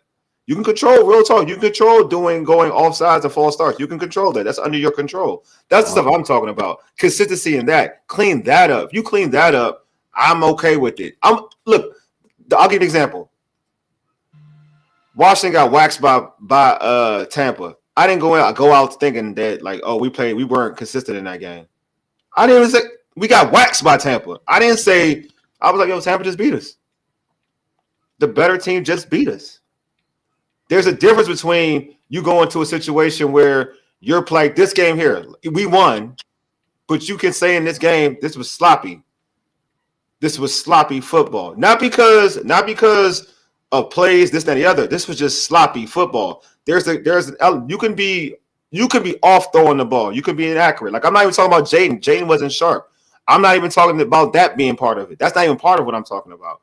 It's more of it didn't hurt us thoroughly, but Deron Payne throwing a punch. That's stupid. Mm-hmm. Why? Like why? That shows me something. You know what I mean? Like, yo, get back to that lane and what it was before when you were scared about this regime. Like you were shook. You didn't know what was going to happen. I need that mentality back.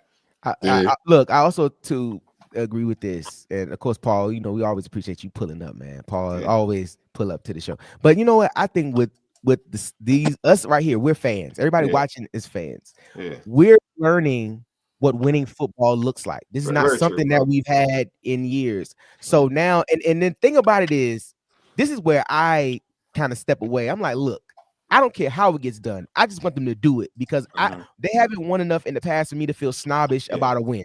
You know what I'm saying? Oh, I can't believe we won that game and we played the way that we played. We don't. No. No. We've in the past we lost those games. So I'm not snobbish enough to be like, no, we should win a certain type of way. No, we should win the game. Period. At point blank. So the fact that we're winning, I'm good with that. I will never be mad at a win. I'll be mad at stuff that happens throughout the game, but I'll never be mad at the win because that's the ultimate goal of football. And that's the ultimate goal of any sport. The goal is to win, no matter how it looks, no matter how it happens. You know what I'm saying? As long as we do it, we win. But I'm not snobbish enough yet as a fan to be like, no, we should not win this way. We should win going away with Jayden Daniels throwing for 400 yards and 4 touchdowns. It should be an easy win. There should be no problems there. We should win going away. It should be no issue. No, win, regardless of how it looks and how it happens. Hey, quick, Paul, go ahead. Yes, real sir. Quick, DH, on the flip side, you appreciate the win, but then again, you get mad at how we lose again. We should have won. You get mad at that. And that's what Orlando's saying. Absolutely. No, because, I agree. I agree with you. Because the reason why you lose in the games like that is because of the performance you had against games like this. Yes. You know what I'm saying? So you just kind of want to keep it together. But hey, Paul, man, appreciate you, bro. Thanks, all right, man. Paul. All right, man. But yeah, I'm back. I agree with you. Like there is a thing about winning football games and trying to, you take a win in any which way you can. He said it should have been an easy win today. Yeah, it should have been, but it wasn't. Hey, Wally, I think I'm gonna bring out that's gonna be my snobby fan voice. I do. I like that joint. I ain't gonna lie to you. Should have won today. It should have been no problem. The Dallas Cowboys starting a third stringer in Trey Lance. Look, man, should have won. I mean, I'm not. Again, I guess for me, I don't really care. Like, I ain't gonna lie to y'all. I don't really care about this game. I really don't. Like, this game has nothing. Like, but if they would have lost, you'd have been upset. Oh yeah, because I hate the Cowboys. I ain't gonna lie to you. I'm a fan, though. I'm different, though. But you know what? In the back of my mind, I picked against them, so I knew we were gonna win because I have this thing going. Like I'm winning, I'm hot. You know what I'm saying? So I knew we were gonna win. So but no. All jokes aside, though. But yeah, not picking this next week either, huh? Hell no. Yeah. We're doing well. It's working, so stay it's away working. from it. I don't go against something that works. wear those same socks, wear those same pants. Wear what I need to wear. I'll hang out with the same chick. I will do what I need to do in life. Hey, shout out to her to getting fully committed while the Baby, listen, I can't switch up nothing. All right, we're going to Jasper's. We're getting Tiger Wings. I ain't switching up nothing, baby. All right. No, I ain't going to Jasper. They ain't shooting me. They ain't shooting me. We're getting a takeout order from Jasper's, baby. You're a takeout order. Yeah. You're a takeout order. Hey, Deluxe, I disagree with you. You can see a winning formula from afar. You can see how perennial contenders are built and recognize it in Washington. Yeah. Hey, Arch, man. You know what? I love you, man. You can disagree with me, brother. Trust me. I'm not one of those guys where you have to agree with me on our show. No, I know, right? Disagree with me, man. But truly though, I think this year as a whole has kind of given fans a new perspective on football. And I said this after I forget which game it was. I felt as though as the season went along, we started to expect Jayden Daniels to play well and win because that's what was happening. And I think what fans still had to realize is that he's still a rookie, is that, this team is still building. This team is still a young ball club, but finding a way to do it in spite of, that's really what it's about. But yes, they definitely got to continue with the momentum and, cleaning it up a little bit will make it feel a little bit better, even if you get the win. But cleaning it up a little bit, make it feel a little better. All right, and Glenn, these are answers to your questions. So I kind of saved it for you. Got you. Here you go, Jared. You say what would success be like in the postseason, right? Here's Jeremy. Success is a win. No silver lining. Paul said winning that wild card game. Yeah. Darnell said to win 1 or 2 games, minimum 1 game in the postseason. George, I like this. I like this one. It's different. Success is finding a running game. I'd like that. I like that one. I like that one a lot. Also, success is 2 wins in the playoffs. 2, dang. That's gravy on top, baby. That's championship. That's NFC championship game. Okay, yeah. I ain't mad at you. No, and the reason I asked, because coming into the season, we talked about not too many people pick this team to go win 9 games, right? Yeah. So going into the playoffs, if I'm Dan Quinn, I'm looking at this team like, we playing with house money. Mm-hmm. Like we're playing with house money right now. We've already reached not reached the pinnacle, but we exceeded expectations this year, right? Yeah. Mm-hmm. So we're playing with house money. For everything for us right now is gravy. We have no fear, right? We're grateful. We're just grateful for the opportunity to play football right now, right? And the coaching staff is not going to tell you that they over exceeded the expectations, because when they every coaching staff is like, we expect to win the Super Bowl every year. They got to tell you that. But when those backdoor meetings, those closed door meetings, they say, hey guys, look, we want to at least try to get 2 wins better than what last year. So we win 6-7 games, man. It's a solid season. It's a good thing for us. But now they're super excited because they won way more, and I think the goal definitely is to win the Super Bowl, because you are in the playoffs. And like I said earlier, man, winning multiple playoffs games will be gravy. I think that first game we can get a playoff win. That's super success for me for the season as a whole, because I didn't expect none of this, right? So them winning not till week 4, like after they beat Cincinnati, it was like, you know what, dang, this team got a good team. No, it's a good team. Them winning the wild card game would be, I'm good with whatever happens after that. Them winning 2 playoff games, then I'm like, whoa, this is unexpected. But that's the thing I love about the NFL. It's so final. It's so I don't know what the word I'm looking for, but and that goes to back my whole thing I've been saying all day. They've been doing this, even making mistakes. So not necessarily saying that can't happen in the playoffs, but it might. You know what I'm saying? So it's like being able to still have penalties and still have mistakes, and in those winning moments still be able to get the job done. That's good. I enjoy that. I like that, because that's the thing. If it comes down to a winning moment, that's like, in the NBA, when let's say LeBron got an off shooting night, or let's say Kobe had an off shooting night, Jordan had an off shooting night, but they still went to them at the end of the game and they made that 14-footer to win the ball game. That's all you care about, bro. If they have 16 points, but 2 of the points are game winners, I'm perfectly fine with that. If I was a gambling man, I should have bet money in Vegas, baby. They only expect 6 wins, 6.5 wins, bro. Yeah, he be hating. And Rank be hating on this stuff. It's all good. Oh, he definitely hating on us. It's all good. Well, DH, you said something there, man. This team, going into, if you take the last 4 wins, right? We said they had to win. One for said 3 out of 1, 3 wins, 1 loss. There's not any of those games that this team played a complete game in. Mm-hmm.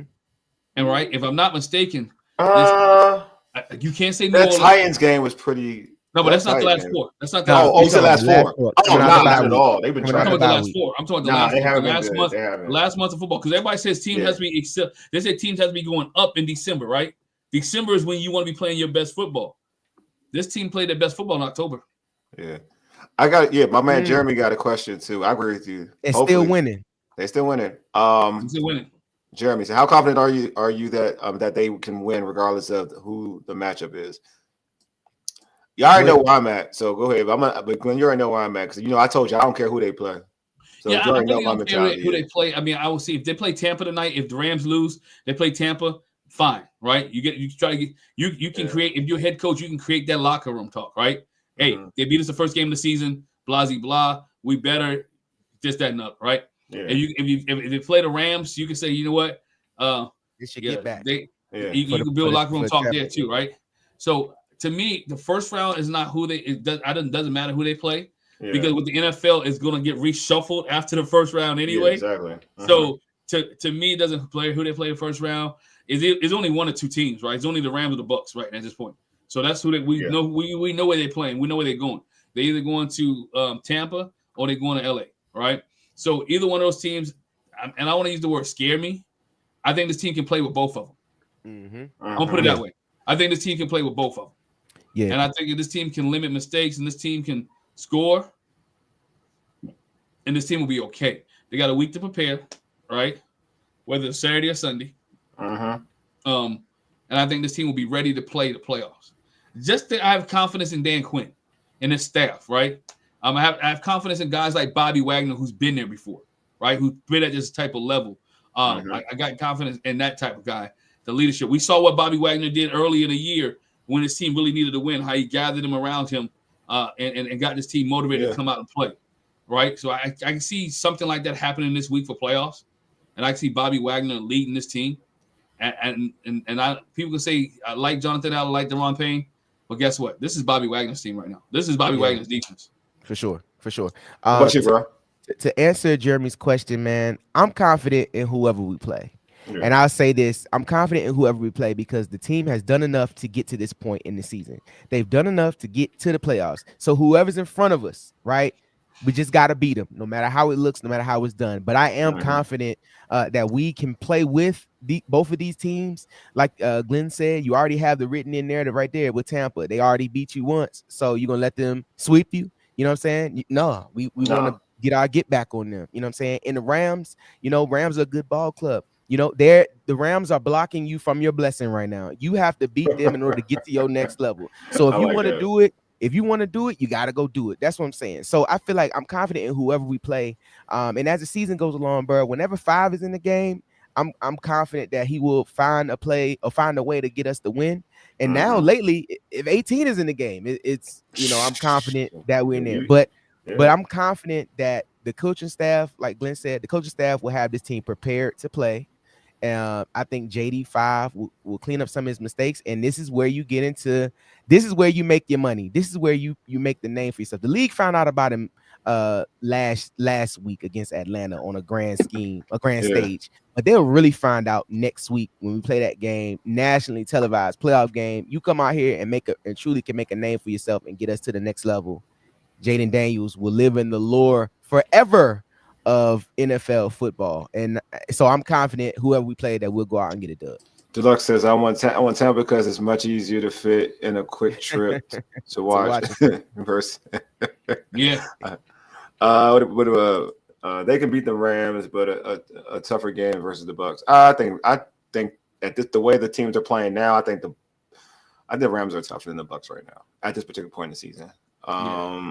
They already fired Mayo. The Patriots fired him. All right. I saw that. Let me comment on that real quick. Right. Go ahead. Comment. While I be quiet. Mayo is Robert Kraft's boy. Right. They've been cool. Mayo. People don't understand, and I got some inside information on this, and I'll tell you guys offline. Mayo was is financially good, but he was getting ready to walk out last year, right? To retire, leave the organization, but was promised a head coaching job, right? And so they knew he was going to be the heir apparent for Bill Belichick, right? So for him to be fired, he doesn't care in that sense. Okay. It's like I knew I was going to be interim. For him to fire him, they may have somebody better. But I don't care who they would have put in that position this year. Oh, you think they would get? Oh, whoever they would have put in that position this year would have been the same situation.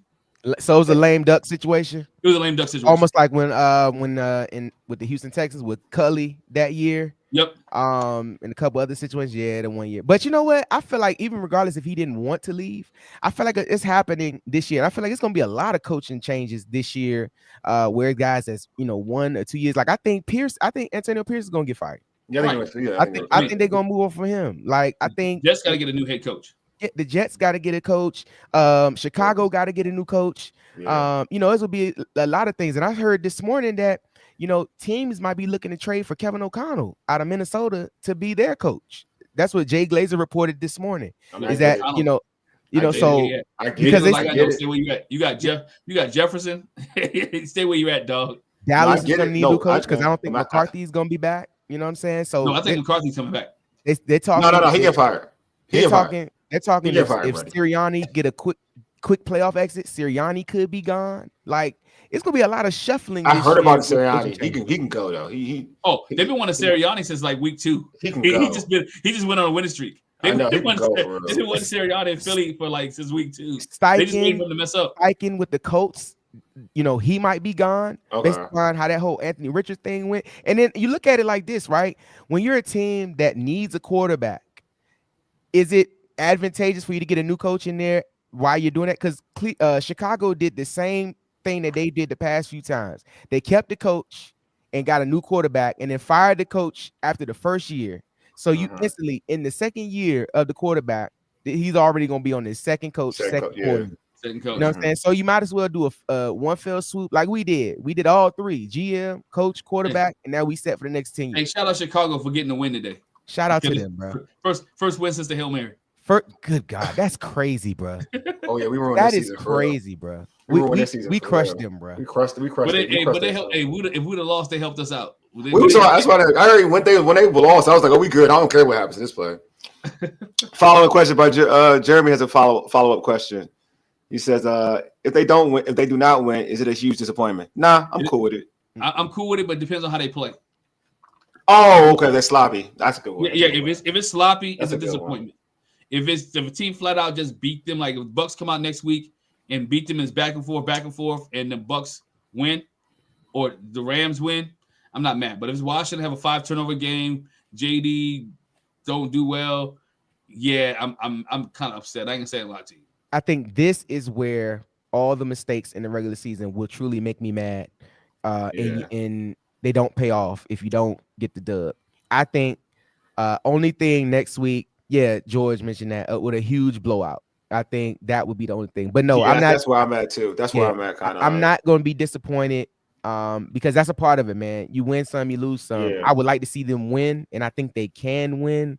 But I just don't want to see them look bad. And then on top of that, I don't want them to lose doing things that actually have been working for them, right? Like I don't want Jayden to flip a switch and just try to be a different player than what he's normally been this year. Like I don't want anybody to do that stuff. You know what I mean? Right.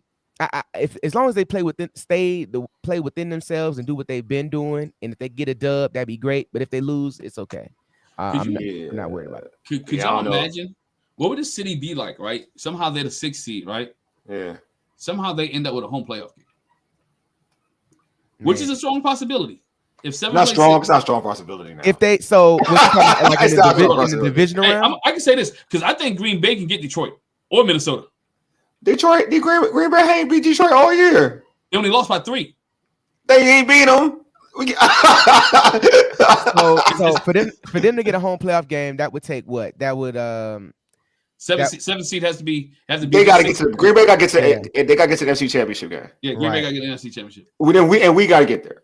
And we got. So that's what I'm saying. That you make like, and we got to get there because that's parity though. If Green Bay wins, it ain't easy, bro. It ain't easy to say. It ain't easy.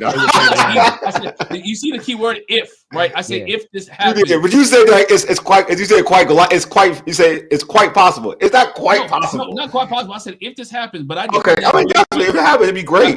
It'd be great. I believe Green Bay will beat Detroit. Whoever the number 1 seed is, I think Green Bay will beat the number 1 seed.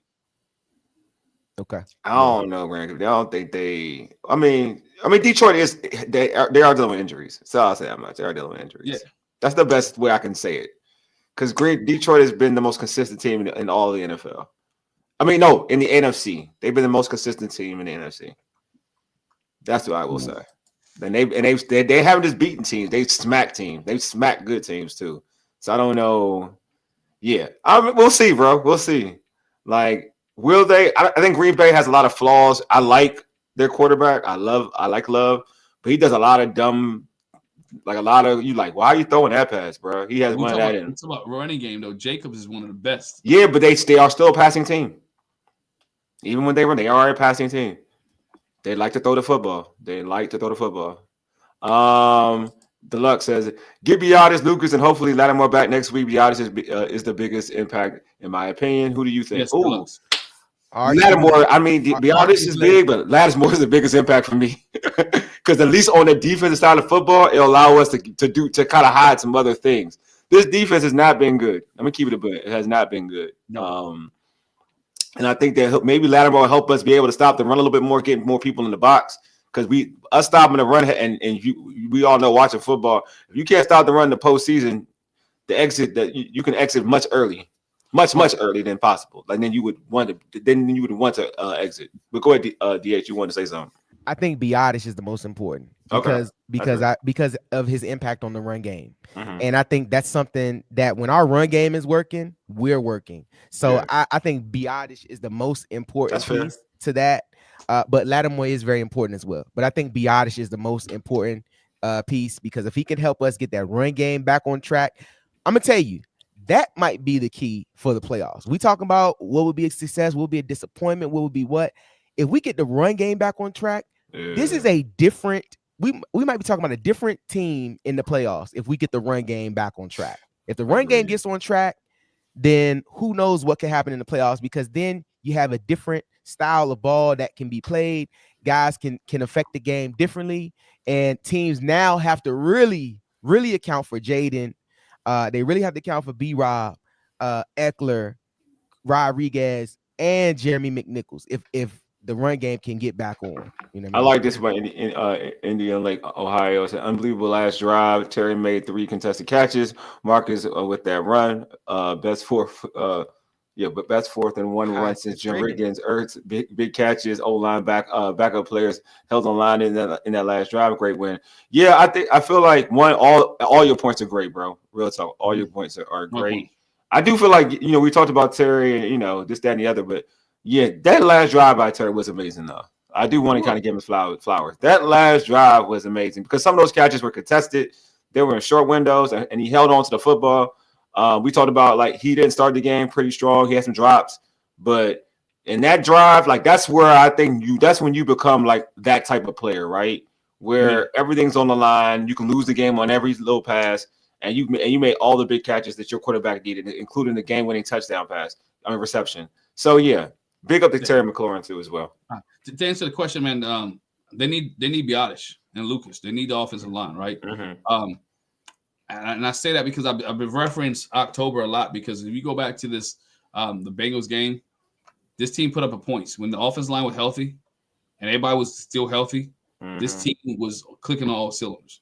And I think this is what this team needed. I think this is why they set them out this week. So they know they go as the offense goes, right? They know they go as the offense goes. Let's see how many we can put on the board, and let's see if we can get 1 or 2 stops. Whole teams at field goals. So with Lattimore, yes, it makes a little bit of a difference. We saw that when he's on the field, it opens things up for the D-line, right? Because he can lock down one half of the field. and you can get guys put 8 in the box. But I think if you put 8 in the box and this team ain't scoring points, it don't mean anything. This team has to put points on the board. I mean, not just threes. This team has to put 7s on the board.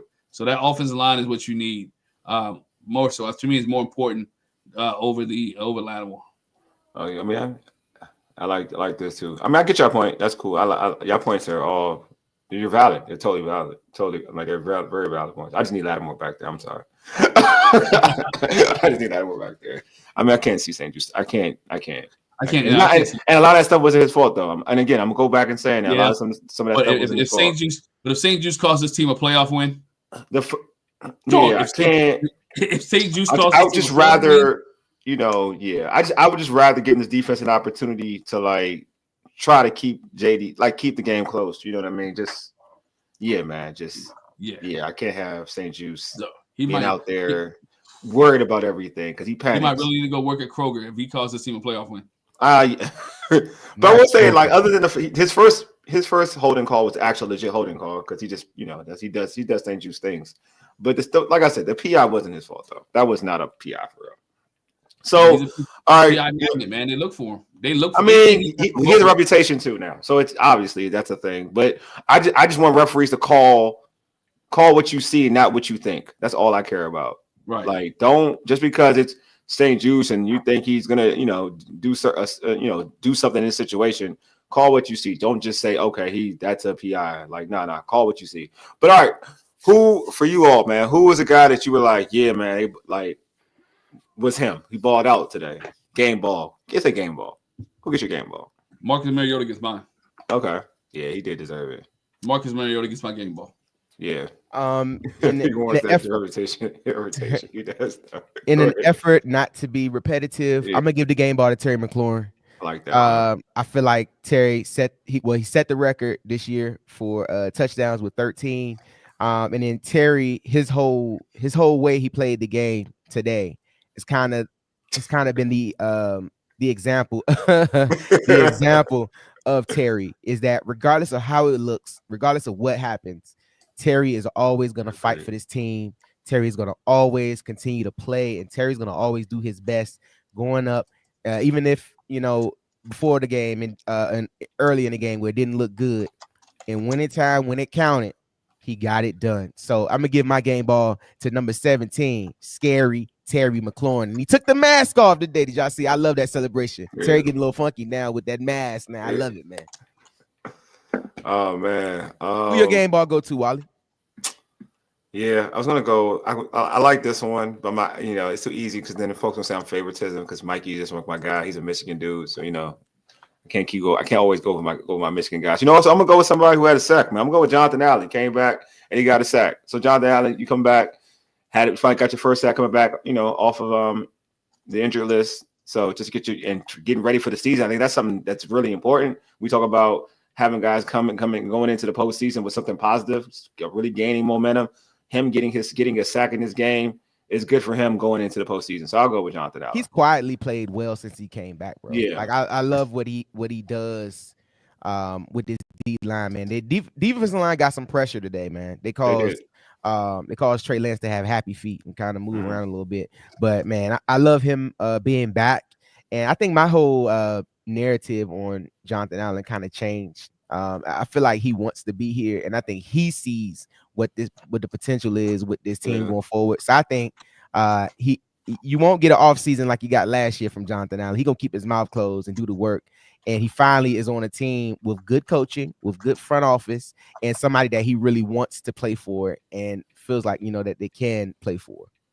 Yeah, to your point though, I mean, it's like Deron Payne, they've been away from a winning culture for so long. Like a true winning culture. I know they got obviously we had that, the COVID year we went to the postseason, but like a true winning culture, like what you saw with Nick Saban, right? And there was a style of really winning football games and really being disciplined and being on your P's and Q's and whatnot, right? And I do think he sees it here, like you said, like this team's about to go to the postseason. He wants to be a part of it, and not just being in the postseason, just walking in. This team has an opportunity to win a game or two in the postseason. Like, you know what I mean? I think that's very important to really put out there. Like, they're not just a team that, they happen to be in the postseason. This team has the capability of winning a game in the postseason because of JD5 and because of this coaching staff too as well, you know. So I do think that Jeremy C's on decline on his prime. I mean, he's come back from injury, so that's hard to, but he did have his best years earlier. Definitely, I agree with that though. But I do think that he sees it, and I think you need a different level of effort. So yeah, I'm with you on that. I feel like Jonathan Allen has helped this team. But go ahead. And we don't know how free agency is going to affect this team next year. I really think we're gonna. Look, man. I think they're going to have some big name players in here in free agency. Guys going to want to come here. It may be a trade to be able to be forced to get here. But I think this roster, even though it looked completely different this year, it may look even more different next year. They may be able to fill some of those holes. Like John Bates, he might be gone. They'll have a pass catching tight end, somebody that can rely on. I think Ertz still might be here next year. But you look at those second tier players. We mentioned that on other episodes.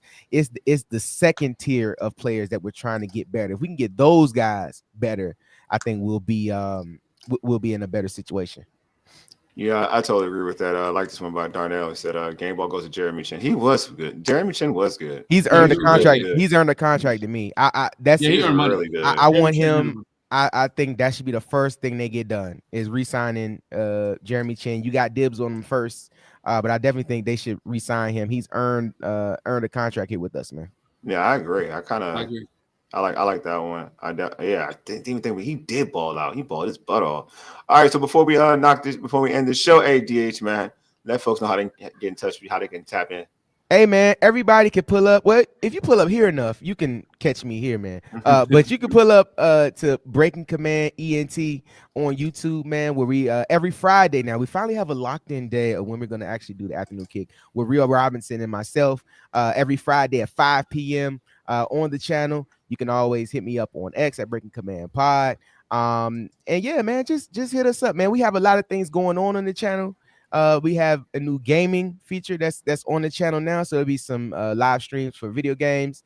There's going to be more Breaking Command Pod episodes coming back. And then we have the live capability with the afternoon kick. You'll also be able to see some more vlogs and stuff that's happening. I'm working on the ESPN 630 vlog from last week when I went up to see Mike Callow. So that'll be up shortly. So y'all just hang out with me, man. Breaking Command ENT, man. Pull up. It's a lot of stuff in there for everybody. And shout out to the Commanders for keeping me motivated to do content and for keeping it going, man. So I appreciate y'all, of course.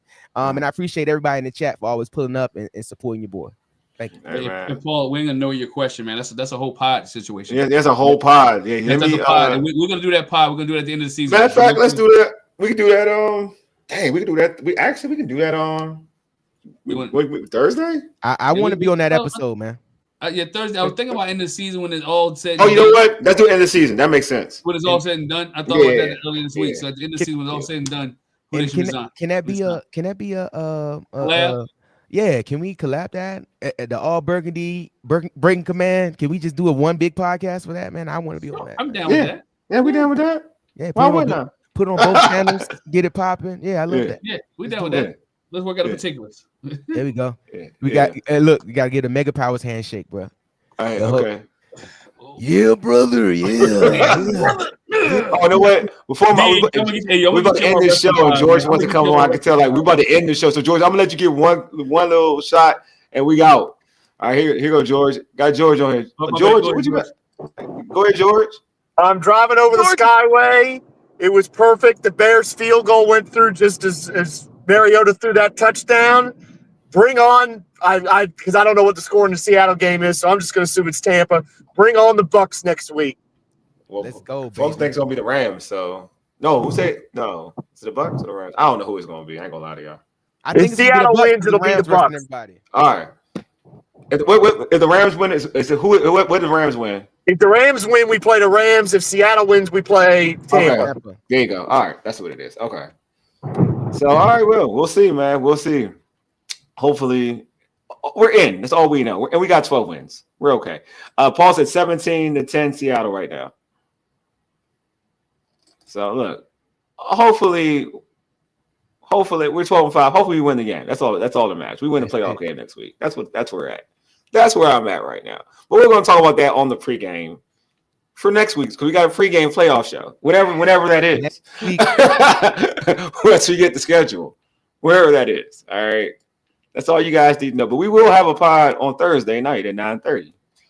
And you guys can pull up to that as well. You know what I mean? We haven't thought of the topic. We haven't thought of the topic. But when we come up with the topic, it'll probably be something dope about playoffs or something. It's gonna be something dope. Yeah. You know what I mean? Because we gotta celebrate the goodness of it. It's gonna probably be positive. I ain't gonna be negative on that one. I'm not gonna mention any negative. It better be positive, dog. Look, before the game, it's got to be positive. Yeah, save the negative pod until to a Tuesday or something after what happens. No, Tuesday is Ravens night, right? Yeah. Actually, truth be told, Tuesday. Then the following. Actually, if negative pod is something bad, well, you know what? I'm not gonna talk about negative pod. There's no negative. We ain't gonna have no negative. Yeah, exactly. There ain't gonna be no negative pod. That's how ain't gonna be no negative pod. That's what we're doing right now. But anyway, before we end the show, subscribe. I want to make sure I still reiterate that you got to subscribe to our podcast on Spotify, Apple Podcasts, iHeartRadio, and other podcast platforms. Just search All Burgundy and Gold Everything. Also tweet us at ABG_everything. And it's up on IG and TikTok at ABG_everything. If you're on YouTube right now, like this video, hit the like button. Also, if you haven't, hit the subscribe to us right now. But I think Glenn set it up so where if you're on our chat, you subscribed anyway. So it doesn't. You gotta be in there to do it. Yeah, exactly. So yeah. But anyway, if that's the case, tell somebody else to subscribe. Appreciate you. You're the real MVPs. And I also appreciate all the folks out there who gave us super chats, man. Yeah, I appreciate y'all for that too. Y'all didn't have to do that, but we appreciate y'all for real. But anyway, man, it's been a great day. I mean, at the end of the day, we're 12-5. You hear all my negative talk, but I don't care. We 12-5. We beat the Cowboys, so I love it. You know what I'm saying? Like I love beating the Cowboys. That's one thing I love in life. You know what I mean? I love tequila, but I haven't drank in a while. Tequila, I like water. I love Magic Johnson, and I love I love my family. Cowboys. I love my family. I love my friends. I love beating the Cowboys. Like I get such a good feeling about beating the Cowboys. Oh yeah. Also, there's one thing I love, but it's X-rated. I can't tell y'all, but I do.